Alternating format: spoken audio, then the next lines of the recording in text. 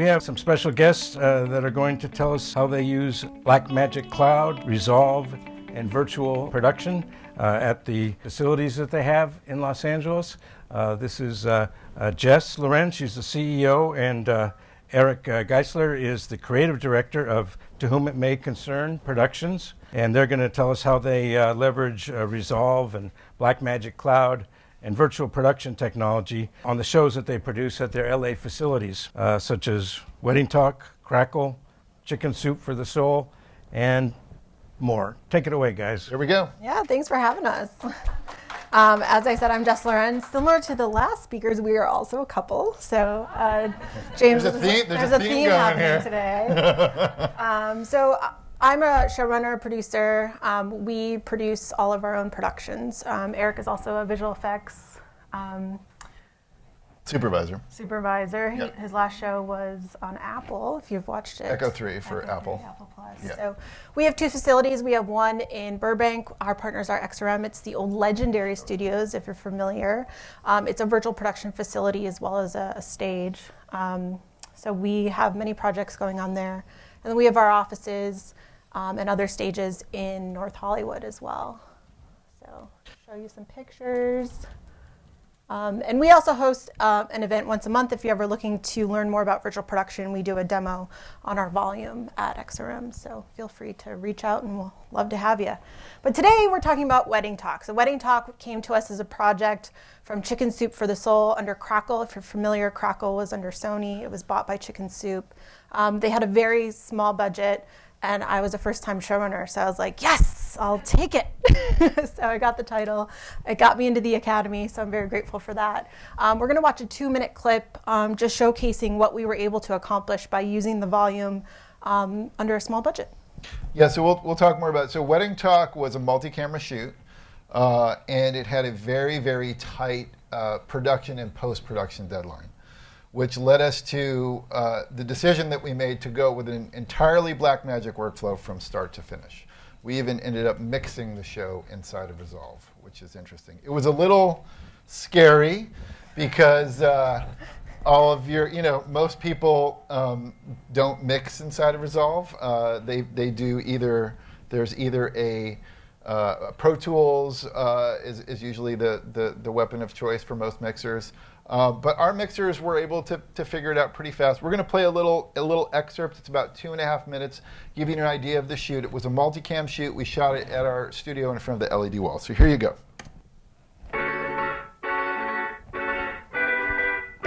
The destination wedding. It is an alluring option, but there's nothing like a wedding close to home. It's easier on your family, friends, and let's face it, the couple. Hi, I'm Tara Lipinski, and we're talking about weddings right here in the US of A. They can be a little bit country and a little bit city. So let's rock and roll as we show you some epic options for local nuptials as they're captured by top-tier wedding filmmakers. So pull up a comfy seat and settle in.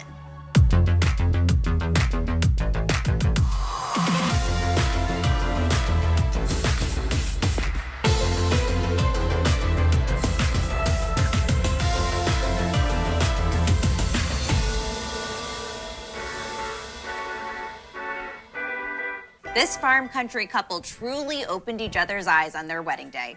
Ty is colorblind, but Carly's gift to him would reveal a vibrant and colorful event that took place in a brilliant red barn. And this wedding train pulled right into Union Station in Indianapolis. Big halls, high ceilings, and stained glass made for the perfect backdrop for Paige and Neil's heartfelt union. Everything was running on schedule until a slightly boozy maid of honor speech almost ran it off its tracks. Plus a spring wedding in an enclosed botanical garden for Julia and Ryan. Then crazy nights and white horses as a prince arrives on his trusty steed for a monumental wedding to his Prince Charming. And tips for finding the perfect wedding location and a whole lot more coming your way on Wedding Talk. Joining me today are experts in all things wedding, Rachel Silver, founder and CEO of Love Stories TV, which has over 1 million followers on YouTube and TikTok. And of course, Jose of Jose Rolón Events. He is literally working the front lines of some of the most elaborate and beautiful weddings on earth. Okay, so Rachel, any unique settings or venues that you're seeing couples using recently? Absolutely. And I think like unique doesn't have to be underwater wedding, castle wedding. Unique could be a cool train station in your town, an amazing barn. I love barns. You can make your wedding unique in a place you don't think of as unique immediately. There you go. So that's an excerpt. So it was a really, thank you. It was a really interesting production. And Jess will tell you a little bit more about how we came to developing the show. We developed the show from the ground up.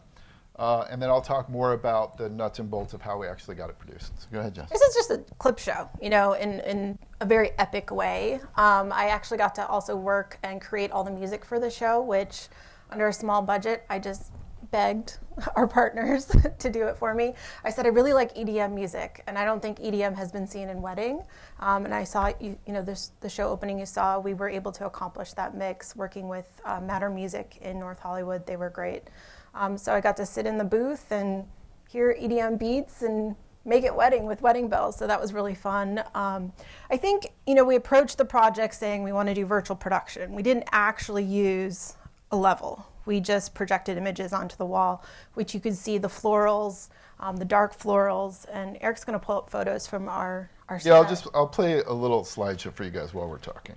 So you guys can sort of see. You know, I think people look at virtual production, it's very scary, but yeah. So these are just shots from our set again at the one in mentioned Legendary Studios. So.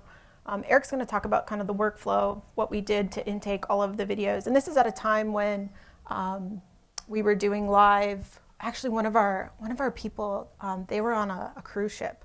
If you ever want to have a challenge, do a live stream from people who are on a cruise ship. So a little bit about the workflow. Yeah, so some of our guests actually were beamed in. And we did that with a company called Evercast. So Evercast allowed us to do it was like a Zoom, but we were able to pipe that into our switcher, which you can sort of see the ground control over here. One of the couples that we were talking to were live from a Carnival cruise in the middle of the ocean, and it actually went off without a hitch, if you can believe that. Evercast got our vote. Yeah, Evercast got our vote on that one. So the workflow was really interesting. Because of our accelerated post schedule, like I was saying before, we really kind of needed a solution that was going to accelerate our post-production. The reason why we went with Blackmagic primarily was because they have a small switcher system called an ATEM. And the ATEM switching system will allow you to do a live cut and actually record your cut and gives you a DaVinci Resolve project of your cut. So that allows you to do two things. We were shooting this in 4K, but the live cut was H.264 proxies that were being generated from the switcher. And that allowed us to live generate proxies and have a line cut that was available for our editorial staff to start the night that we wrapped. So we shot 2 episodes a day over a 5-day period, and our editorial team started editing immediately once we wrapped principal photography. So twice a day we're delivering media out. And just to give you a timeline, we shot this in late July, like July 21st, I think was our first day on set. We did 10 episodes, and the show went live October 6th. So we had August, September, that was it, to get 10 episodes out the door. So it was a multi-camera shoot, so we had primarily 5 cameras, sometimes 6. We went with the Blackmagic Studio Production Pro cameras. It ended up that having that whole workflow in place with the color science and everything just made our lives a lot easier. There was a lot of learning curves going through the entire process, but the entire workflow was pretty amazing. We used Canon lenses on the cameras. Most of them had Micro Four Thirds adapters to go to a Canon mount from Micro Four Thirds. And then we captured locally on all of the cameras. And then also we had a feed coming back to the switcher where the switcher would then record an ISO recording for each of the cameras inside of a drive that was attached to the switcher. It would then also create a DaVinci Resolve project live. For our sound, we went both to the cameras as well as recorded the sound as a backup. because we had so many people with so many different microphones, we actually split their audio up and had different audio going to each of the cameras, so we had a complete backup of all of the audio just in case. We had 7 cameras. We had 7 cameras total, but mostly rolling with 5 to 6. We had also, there's also segments that occur inside of the show that we were recording separately, and that's where the other cameras were coming from. How did the cloud come into it? So that was the great part. So DaVinci Resolve just came out with their cloud solution. And if anybody's worked with it, none of the media resolves in the cloud. It's just your projects. So all of your projects are shared projects. So our assistant editor could start, she was actually there on set, she would start tagging and getting things ready while we were still shooting.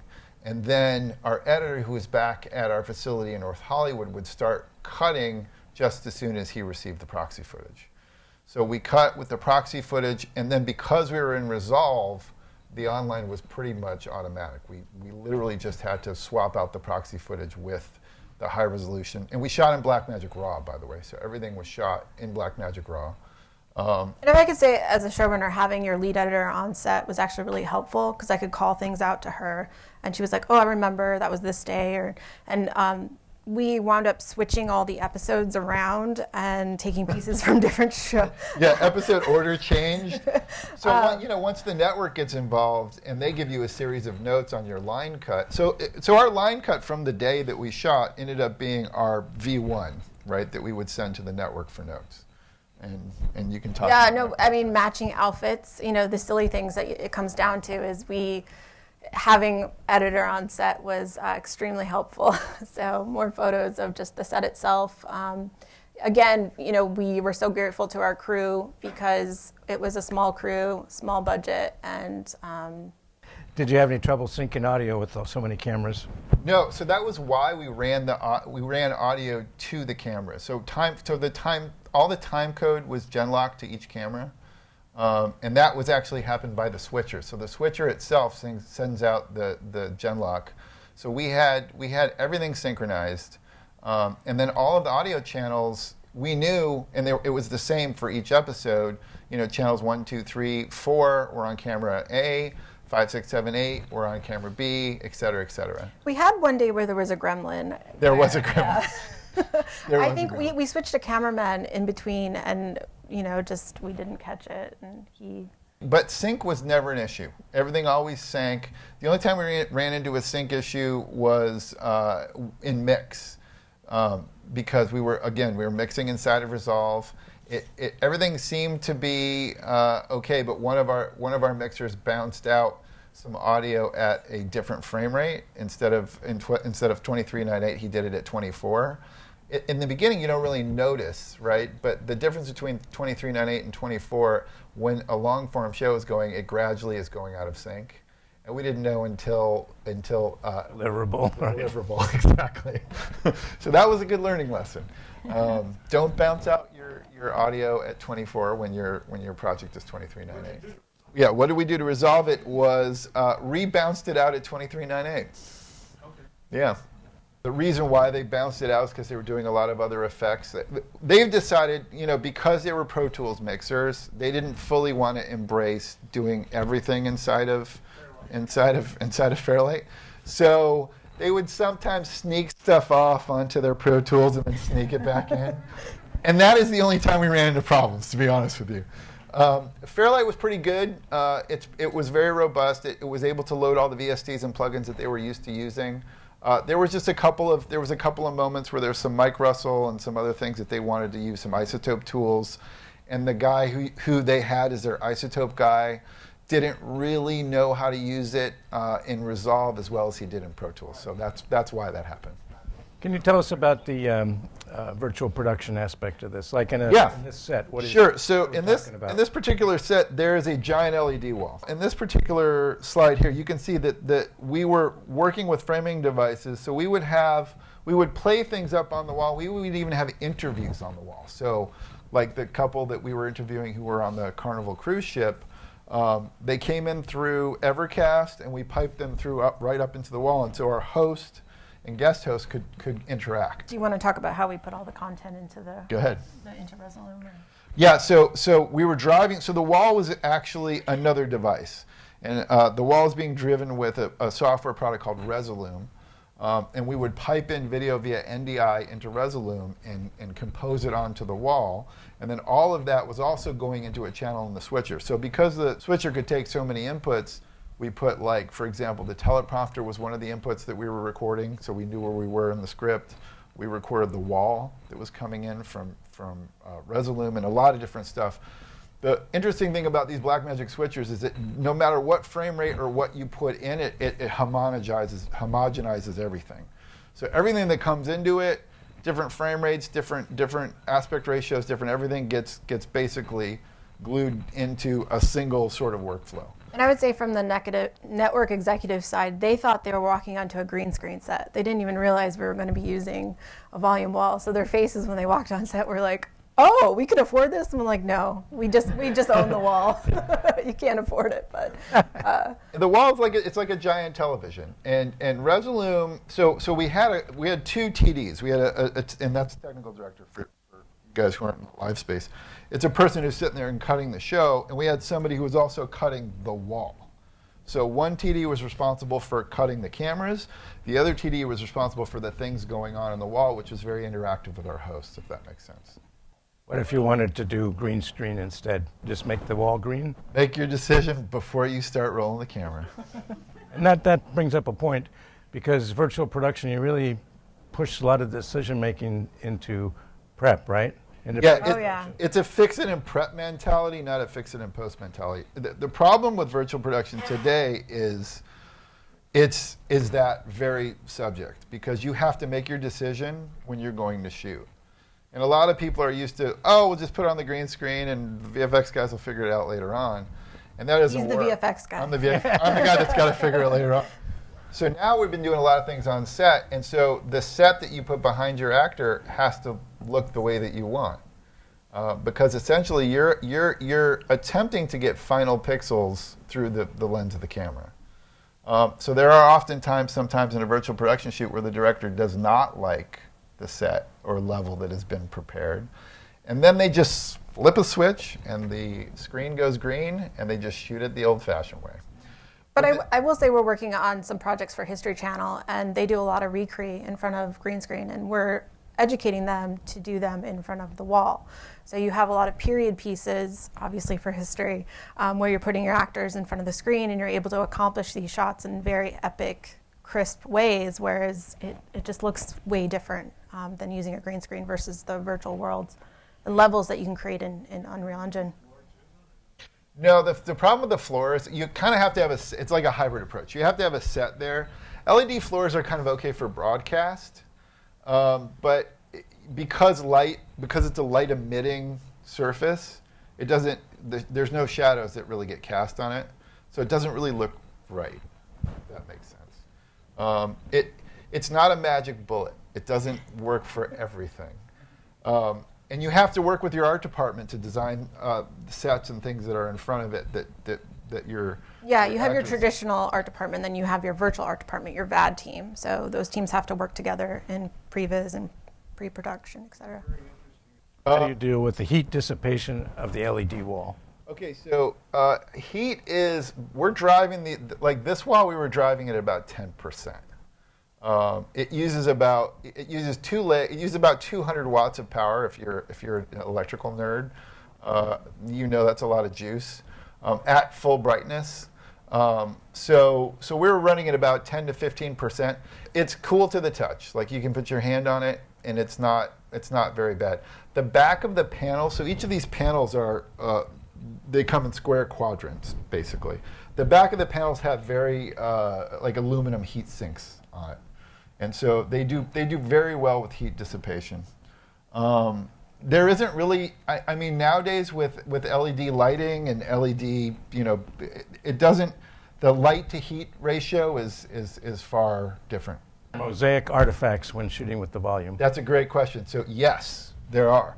So what he's referring to is a moire that happens. So basically your camera is a grid of pixels, and your wall is a grid of pixels. And when those two grids get in concert, they start to buzz around with each other.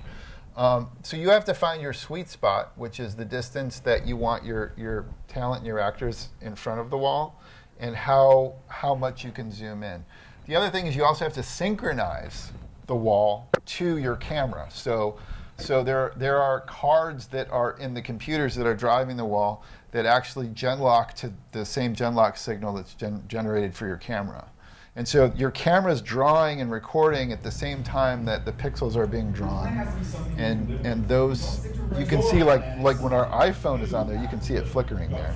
Because the phone isn't genlocked. But when the camera sees it, it doesn't see any flicker at all. 2.6 millimeter. No, I mean, I was at NAB last year and they were promising 0.5 millimeter. Okay. I'm sorry, we're going to have to wrap it up, guys. Okay. I just want to say thank you. That was a great presentation. You bet. Really a lot of technical. You bet.